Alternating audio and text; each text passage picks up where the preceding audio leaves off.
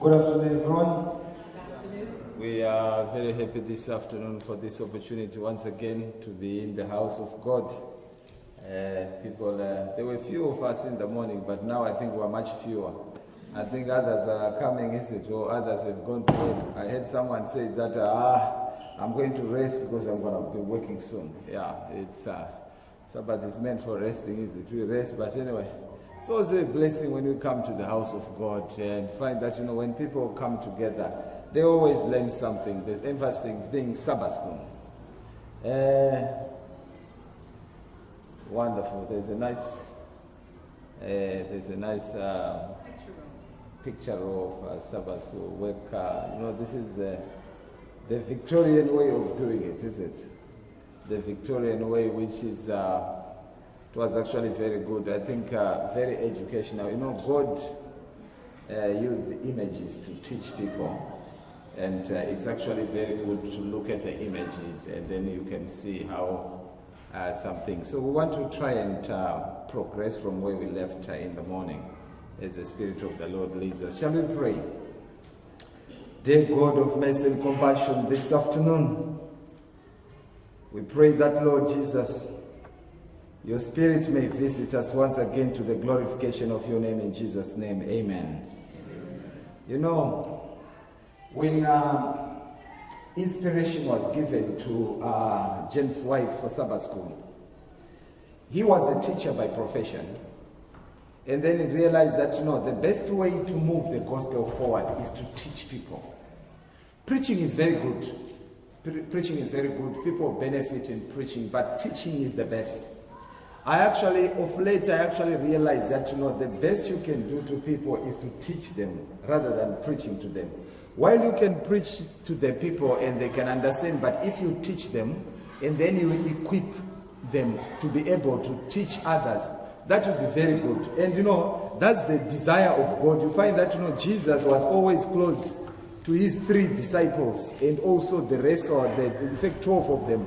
But most of the things which he did when he was with the 12, he taught them, he equipped them.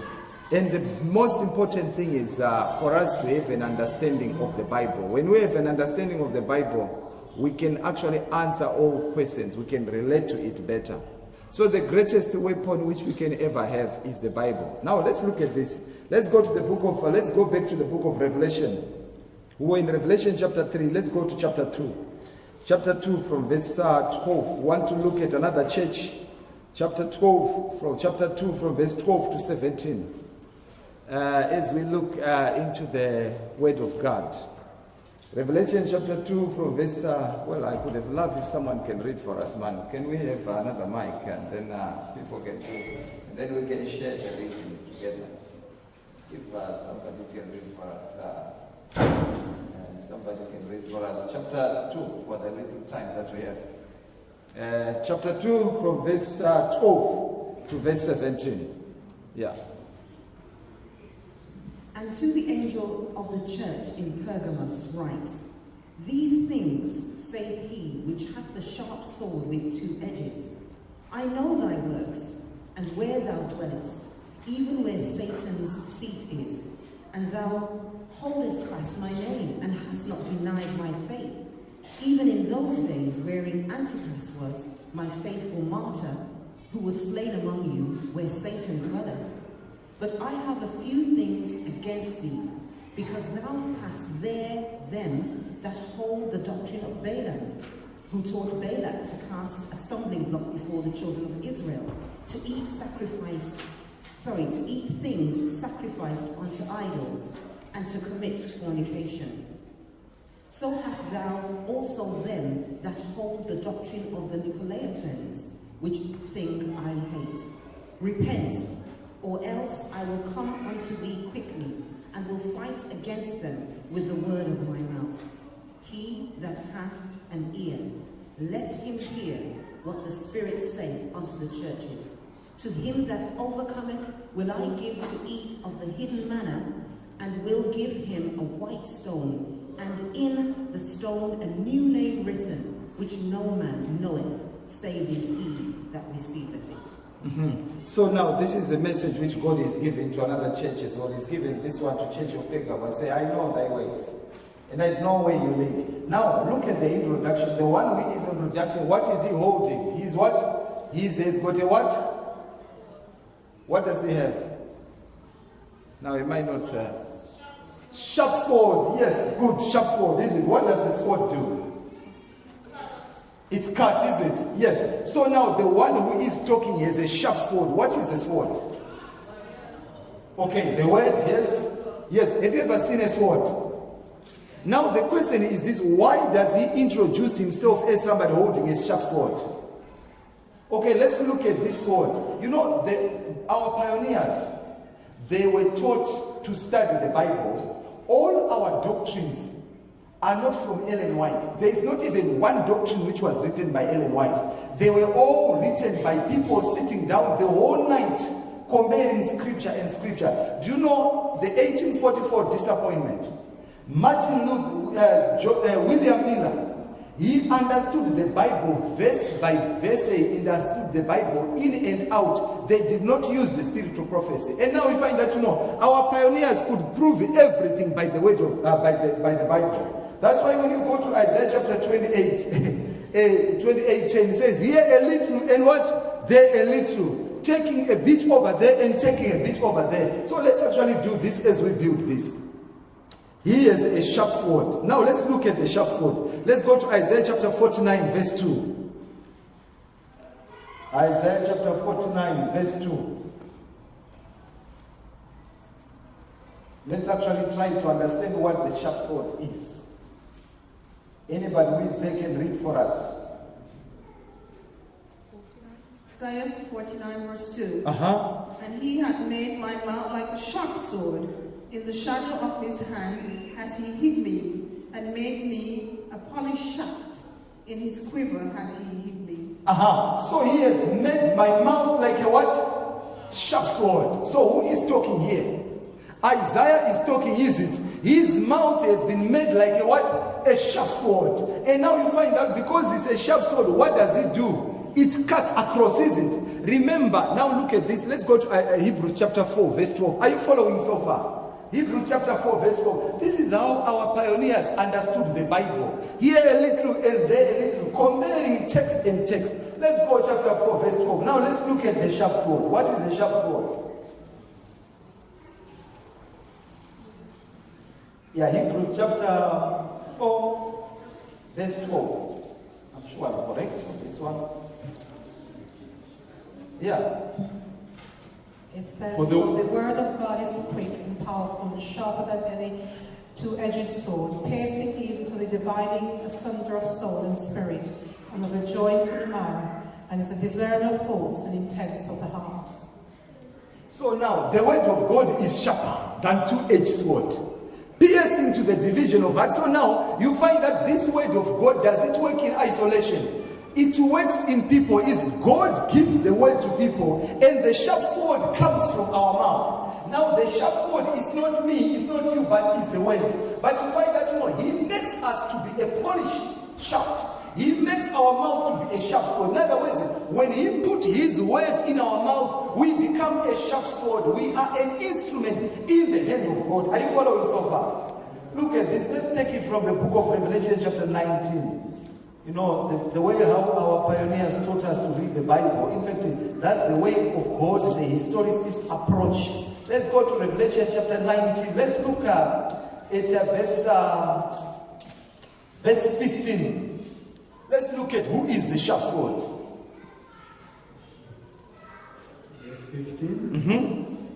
And out of his mouth goes a sharp sword, that with it he should smite the nations. And he shall rule them with a rod of iron. And he treated the winepress of the fierceness and the wrath of the Almighty God. So out of his mouth came a sharp sword. Now you find that the sword separates. Is that correct? If you want to separate something, what do you use? Sword, is it? Now the word of God is sharper than any what? Double-edged sword. So in other words, the word of God separates. Now, to the angel of Pergamos, he is talking to the church of Pergamos and said, I am the one who is holding a what? A sharp sword from my mouth. Why is he to be a sharp sword? Now let me take you back again to the church of Pergamos. The Bible says in the book of Revelation chapter 2. Now let's look at the church of Pergamos once again. And unto the angel of the church in Pergamos write, this thing says, he that is a sharp sword with the two edges. Now I know thy works and where thou dwellest, even where Satan's seat is. And thou holdest fast my name, and he has not denied my faith, even in those days wherein Antipas was my faithful martyr, who was slain among you where Satan dwells. So now we are talking of a place where the devil dwells. Where does the devil dwell? He dwells in Pergamos, is it? In other words, on the place of Pergamos, this is where the devil dwells. But now the addresser, which is Jesus Christ, he is coming holding a what? Sharp sword. For him to address the devil, what does he use? A sharp sword. Because a sharp sword will separate truth from what? Error. Now look at this in the church of Pergamos.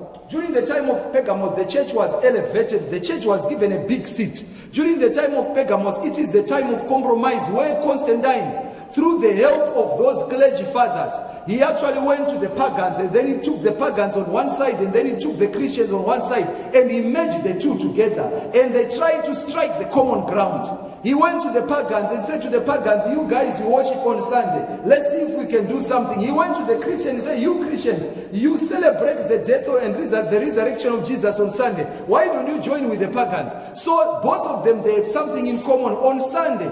Resurrection on Sunday. So they said, now listen, we have got something in common. We are going to worship on Sunday. Sun God was worshipped.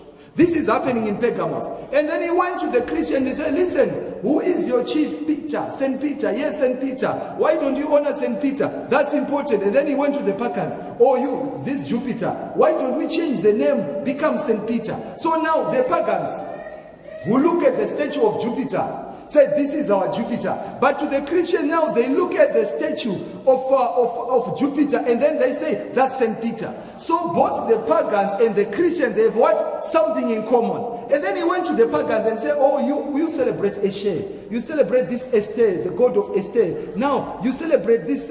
Why don't we do this? Now, the Christians can find something interesting in this and say, okay, now this is Mary. Mary holding Jesus, even though it's Esther holding what? The Son God. So to the Christian, they see this image for Esther. They say it's Mary who is holding Jesus. And the pagans, they say, oh, this is what? This is our Son God. This is Esther holding what? Holding Nimrod. Is it Nimrod or Tammuz? Holding Tammuz. And then they went to the pagans. They say, oh yes, you pagans, you worship.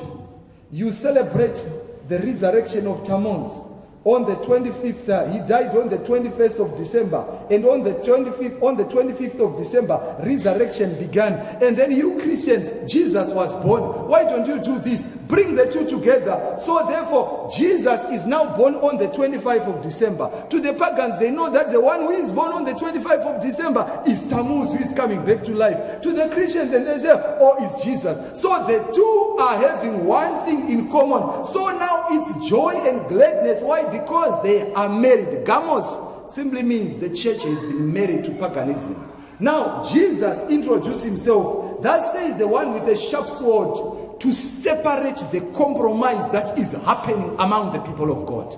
Are you following so far? Anyone confused? Are we together? Now, the question is, how did this happen? If you understand why it happened. Now, it happened because, you know what? The kingdom was falling apart. Constantine had to find something to ensure that at least his kingdom remained solid. And the only way is that to find the government of national unity. At one point, with the government of national unity in England, which was being led by Cameron and Nick Clegg, is it? The conservatives have to leave some policies, the liberals have to leave some policies, and they had to come together. Even today in the church, we seem to have come to that point where one side is being led by the liberals, and one side is being led by the conservatives. And what can we do? Let's merge the two together. Let's find a common ground. It didn't start with us. It started a long time ago. But let's look at the catalyst in all this. Verse 14 Revelation chapter 2 verse 14, it says, "But I have few things against thee, because thou hast there them that hold the doctrine of Balaam, who taught Balak to cast a stumbling block before the children of Israel, to eat things sacrificed unto idols, and to commit fornication." Now, I want to ask a question. Who is Balaam? Can somebody help us to understand who Balaam is? Who is Balaam? Okay, here you go. It's a prophet that was originally part of Israel, but he apostatized. He was then asked to, by which king, to curse the children of Israel. And God sent him a message to say he should not do it. Towards the end of the story, he was on his way to curse the Israelite, and he was on his ass, and his ass stopped and spoke. And he beat the donkey. The donkey said, "Have not I served you all these years?" And God opened his eyes, and he could see the angel standing in front of him with a sword. Yes, anyone else? Who is Balaam? Thank you very much, my sister. I'm sure you've related the story quite well. Anybody who is Balaam? Who knows Balaam? Now, let me ask this way. What is the character of Balaam? Now look, the Bible says that, thou hast there them who have the religion of Balaam, who taught Balak to cast a stumbling block. Now, anybody who can help me, who is Balaam? Are you following so far? I'm going to go just for 15 minutes and I'll be done.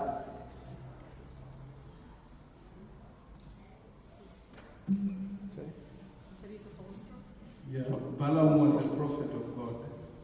Thank you very much. He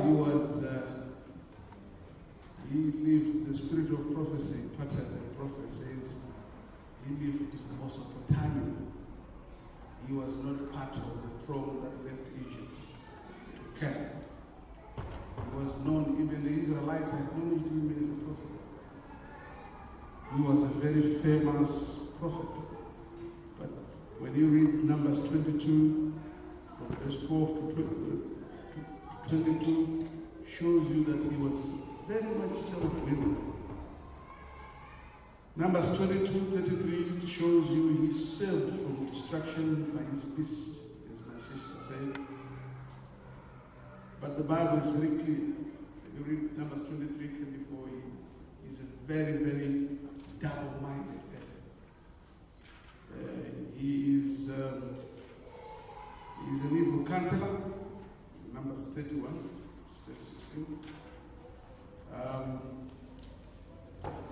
He loves the wages of sin. So he was kind of the sellout prophet, if you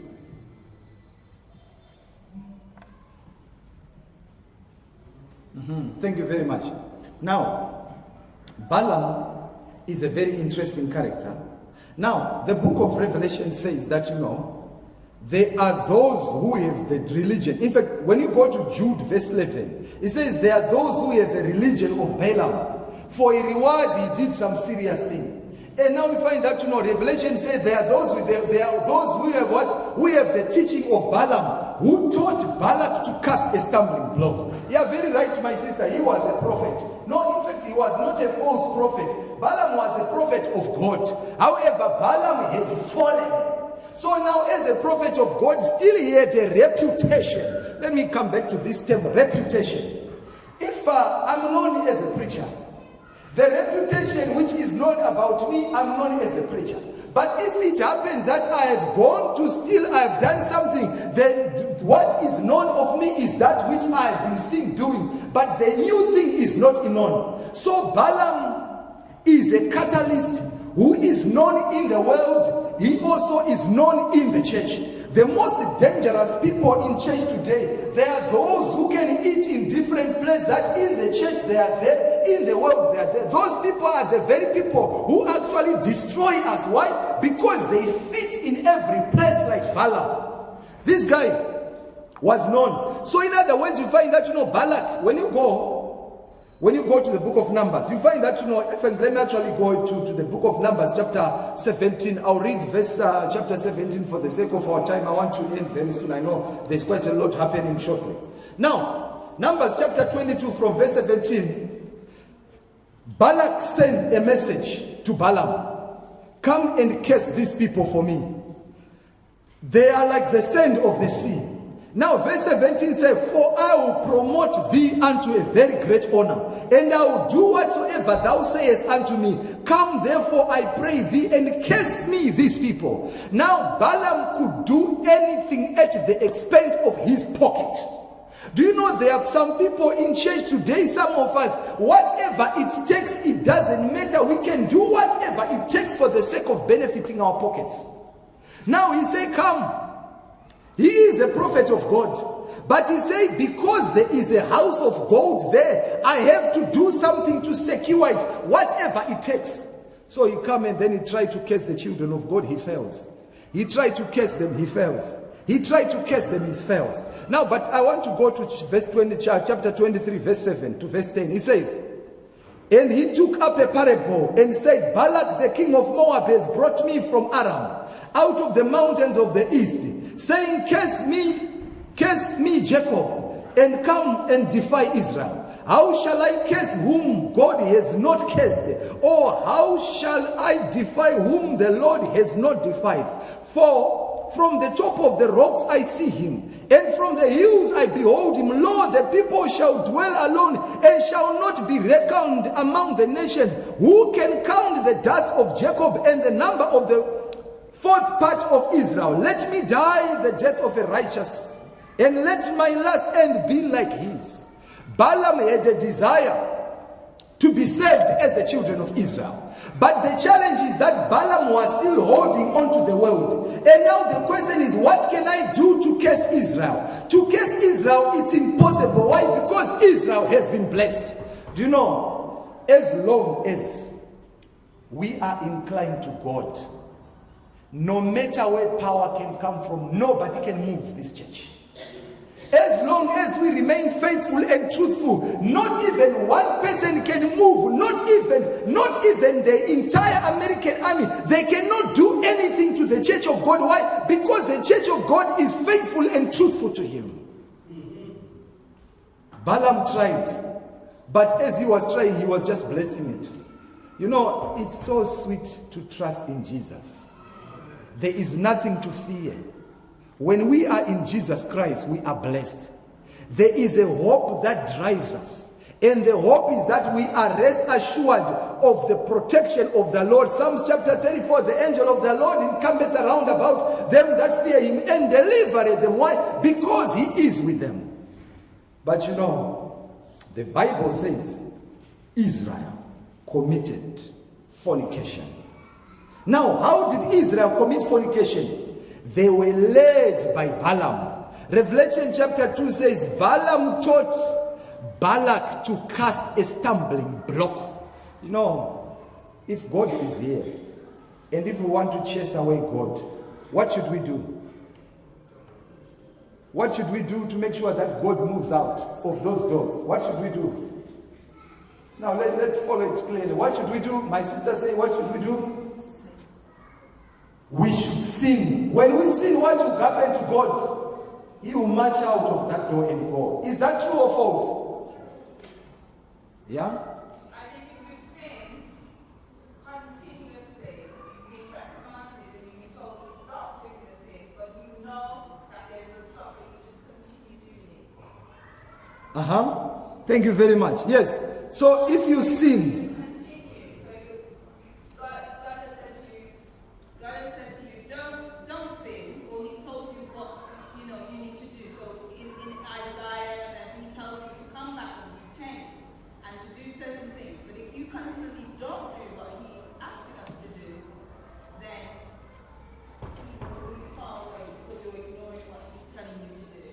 thank you very much.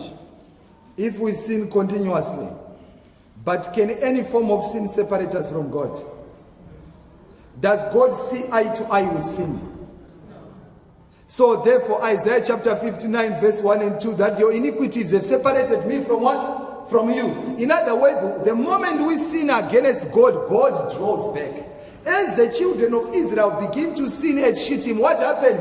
God left them for their destruction. How many people died at Shittim? 23,000, is it? 23,000 perished. Why? Because they listened to Balaam. Now the question is, what did Balaam do? Let's look at the spiritual prophets. Patriarchs and Prophets, page 451, paragraph 4. As we go to wrap this up shortly. He immediately returned. After Balaam has failed, he immediately returned. As he returned to the land of Moab and laid his plans before the king, the Moabites themselves were convinced that so long as Israel remained true to God, he would be their shield. Now, so what did he do? The plan proposed by Balaam was to separate them from God by enticing them into idolatry. If they could be led to engage in licentious worship of Baal and Ashereth, their omnipotent protector would become their enemy. Now the question is, can God become our enemy? God has been so great to us. God has been so close to us. But God can become our enemy. God was an enemy to Israel. And then what did he do? And they would soon prey. So they will soon fall a prey to the fierce warlike nations around. This plan was readily accepted by the king, and Balaam himself remained to assist in carrying it to effect. You know, Balaam was trusted. Balaam was a messenger of God. But however, Balaam had slided. So the plan was that I'll go and lead everyone into sin. What will happen? They trust me so they can listen to whatever I say. You know, this church, we don't believe because somebody is speaking from somewhere. We only believe that that says the Lord. You know, our pioneers took it from the book of Acts chapter 17:11. They proved everything by a scripture, and that says the Lord. But you find that, you know, Balaam, when he came to Israelites, they trusted him because of his position. You know, in Adventist, no one is above the other. We don't have the popes, so therefore you find that, you know, no one is above the other. We are at the same level. Whether I am an elder, whether I am a pastor, whether I am a member, we are at the same level, children of God, period. Nobody has got a higher voice than the other. The Bible has the higher voice. The gifts we have, they are spiritual gifts. It's responsibility that God has given us. But we are all brethren to keep one another by a thus says the Lord. We don't believe in those positions that somebody is a boss that is looking at somebody. No, it's the Bible and the Bible alone. So now, as Balaam was trusted, he was trusted by the Midianites. He was trusted by the Israelites. So he went to the Midianite camp and he went to the Israelite camp. Wherever he go, they trust him. You know, reputation is actually very good, but you find that, you know, if you have got reputation and influence, you are more powerful. They can listen to it. So now when you go to Acts of the Patriarchs and Prophets, page 454, paragraph 3, said, at first, now he said, you Moabites, Midianites, you are also the descendants of Abraham. Those Israelites are your brothers. So go and mix with them. Go and talk with them. Go and celebrate with them. And then he went to the Israelites. He said, listen, these Moabites, these are Midianites. They are your family. Nothing bad about them at all. They are descendants of Abraham. You are one and the same people. Go and enjoy yourself. So now they started going. The children of Midian, they will go to the camp of Israel. And the children of Israel will go to the camp of Moab, to Midian. So now there is a unity between the two religions. God of heaven and the devil.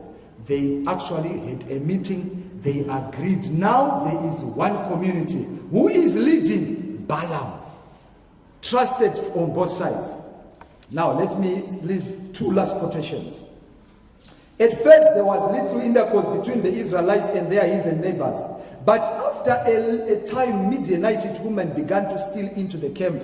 Their appearance excited no alarm, and so quietly were their plans conducted that attention of Moses was not called to the matter. It was the subject of the women in their association with the Hebrews to seduce them into transgression of the law of God, to draw their attention to the heathen rites and customs and lead them to idolatry. These motives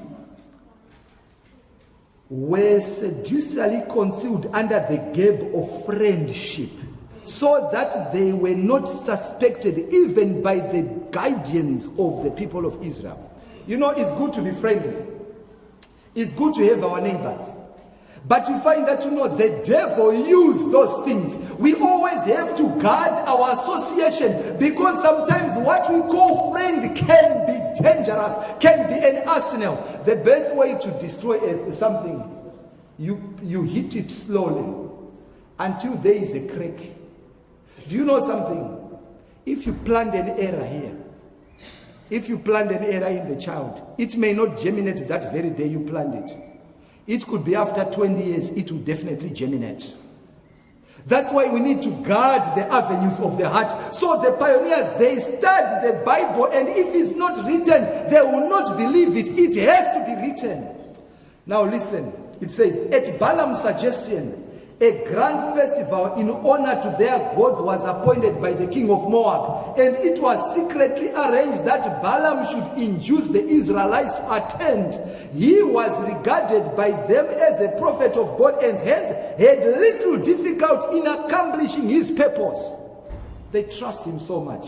Do you know, sometimes we can trust somebody more than we trust God. And you find that, you know, we trust our leader. Our leader become our God. I trust my friend become my God. Now, as because he was regarded, great numbers of the people joined him, witnessing the festival. They ventured upon the forbidden ground and were entangled in the snare of Satan, beguiled with music and dancing and lured by the beauty of the heathen versatiles. They cast off their felt to Jehovah, and as they united in meat and feasting, indulged in wine, beclouded their sense and broke down the barriers of self-control. Passion had full sway, and having defiled their consciences by lewdness, they were persuaded to bow down to idols. That which Balaam failed to curse them, he did it by getting into them and influencing the rest of the people. And what happened? They all worshiped the devil. They all worshiped the idols. And what happened? God departed from them. That's why you find out, as the children of God, if there is one thing that we should watch for, study to show thyself approved unto God, a workman that needed not to be ashamed, rightly dividing the word of truth. If it's not written, it's not yours. We are called to study the Bible. So when James White sat down with the committee and they said, now we are going to have a Sabbath school that when people learn the Bible, they can prove everything. You don't take anything down your throat because somebody has taught. That's why when you go to the book of Acts chapter 20, Paul says, I know that after my departure, savage hooves will come in among you, and even among yourselves shall men rise, speaking perverse things, looking out for disciples. Please take care of the flock. He warns the elders, and listen, elders, take care of the flock. Do you know, coming to church and then we learn at 11 in the morning, it's not good enough. Sabbath school should be going throughout the week. Throughout the week, we should be studying the Word of God. And as we study the Word of God, we will be grounded and we come to know the truth. You know, that's why the singer says, give me the Bible. Don't give me anything else, give me the Bible. Because if you give me any book, I'll be in problems. If you give me any literature, I'm in problem. But if you give me a Bible, the Bible, at least it leads me away. Now let's look. Psalm chapter 119, verse 105. What does it say? Psalm chapter 119, verse 105. Anybody who can tell me? Thy word is a lamp unto my feet and a light unto what? my path. So if I want to know the direction, if the church of God can spend more time studying, they will not be misguided, they will not be misled, they will not be misled, but they remain on the way. So those guys, they were reading. I wish I can read and study like those people that has lived before us. The pioneers and the champions of this church, they study. It is the Bible and the spirit of prophecy confirming what has been studied. So may God bless us this afternoon as we think and contemplate of the things which God can do as we remain faithful and truthful to his word. And when we study the word of God, we'll come to a full understanding. But this is an afternoon program. Is there anyone with a question before I sit down? Anybody who is confused of anything I have said today?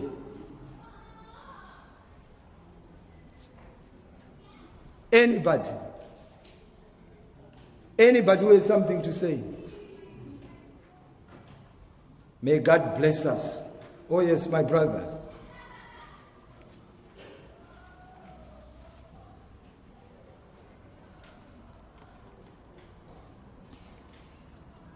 This is study, since in the church, those were our leaders, but us at our level, we should look for our leaders, since they are theologians. And as theologians, we know that they must be studying our message at a higher level. Now, for me, as an individual, I can do my own research, but the whole world, or every institution, expects me to follow what my leaders say. Say, how do I tie the two things together? Individual study and learning versus my approved religious protocol from our seniors. Mm-hmm. Wonderful. Yes, I think that's a very important question. You want to respond to that? Yes. Let's make it short. We want to. Paul says, "Follow me as I follow Christ." Mm-hmm. Thank you very much. That's it. Follow me as I follow who? Christ, is it? In other words, we are not called to follow leaders. We are called to follow Jesus. The authority of the leaders is the authority of Jesus. When the leader has gone away from Jesus, should I follow him? In other words, you find that, our eyes are on Jesus. If the leader is following Jesus, our eyes are on the leader who is following what? Jesus Christ. It's actually very important for us to realize that, as a leader can fall. Judas was one of the disciples. What happened to him? There were quite a lot of people who were leaders. Now listen, in Israel, during the Exodus, there was a gentleman called Korah. Korah was one of the most powerful influences the Exodus has ever talked about. Korah was more talented than Moses. Korah could convince than Moses. But now, how many people died with Korah?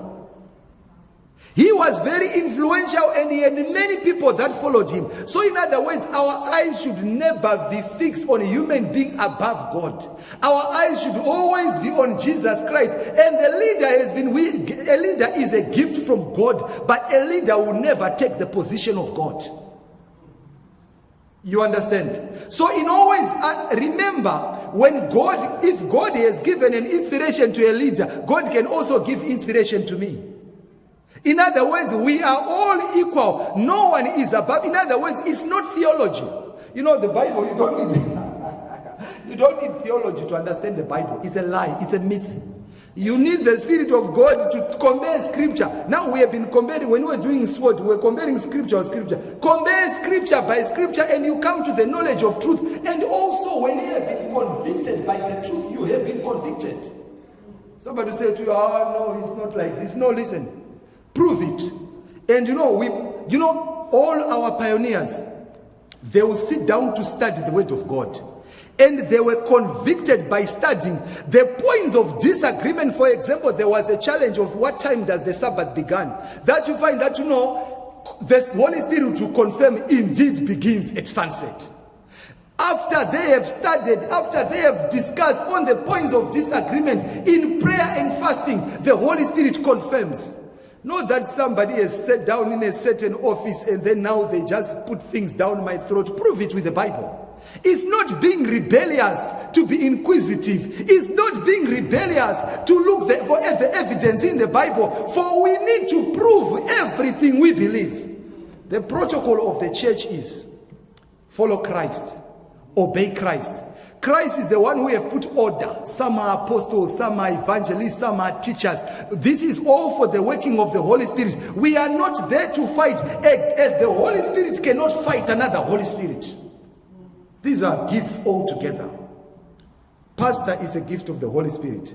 Evangelist is a gift of the Holy Spirit. Teacher is a gift of the Holy Spirit. We are all to work together, co-working for the spreading of the gospel, united. But if we are going to push something, teach me.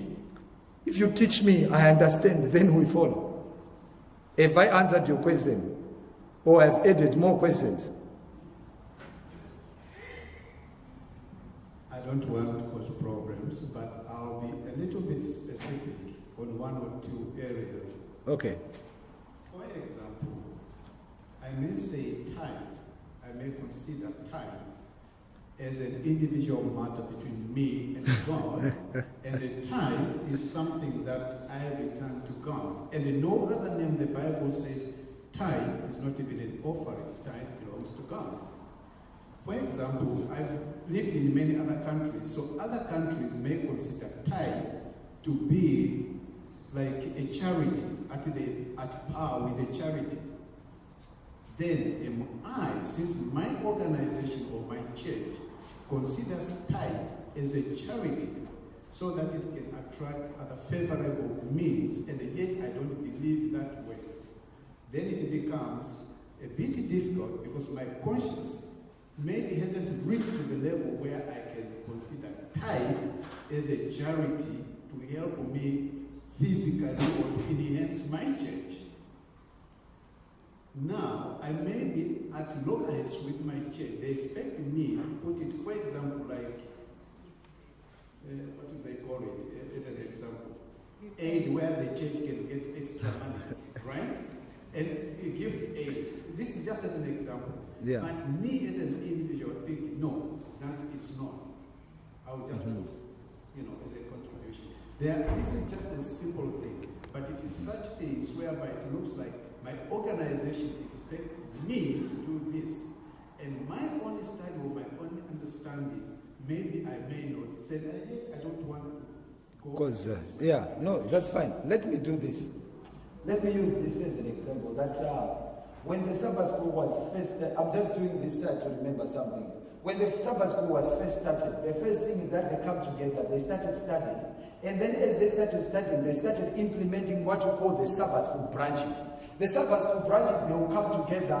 A group is over there, a group is over there, a group is over there. A group is in that village, a group in that village, a group in that village. And then as they were doing that, they started something called the Sabbath school offering. The Sabbath school offering was going to help that group, was going to help that group, was going to help that group. In 1 year, they collected 5,000. The other year was collected 10,000. The other year was collected 10 million. Now all this was for the preaching of the gospel. So today, because this is the Sabbath school time, let me talk about the Sabbath school offering. Do you know, I've liked the Sabbath school offering. For I have actually seen the benefit of that Sabbath school offering. Not only do I see the benefit, but I see that, it has done a great work to win souls. So you find that, part of the things that we do as the children of God is that it is because of those people. I went to preach at Logos, and they sang me a song, and the song was saying, thank you for giving to the Lord. I am a life that was changed. I am glad that you gave. It is those offerings which we give to the Lord which has actually led to the growth of all these churches worldwide, all these Sabbath school branches. But as for the tithe, indeed, I don't know much of that. I will not be in a position to talk anything about it. But anyway, may God bless us as we think of the responsibility we have. I love Sabbath school, for it is the Sabbath school that has made me to be what I am. I've ever since I came to London, I only lasted for about 3 years without studying. without having a Sabbath school, a group to study. I had been studying every evening, every Friday evening we study. And much of the things I have learned which has made me to be what I am today, they are those studies. And you know, I've through the help of God, I've actually seen the growth of some of the Sabbath school branches I have started somewhere. And they are doing very well, and some of them, they are churches now. It is a blessing to give, especially for the sake of the gospel. May God bless us this afternoon in Jesus' name. Amen.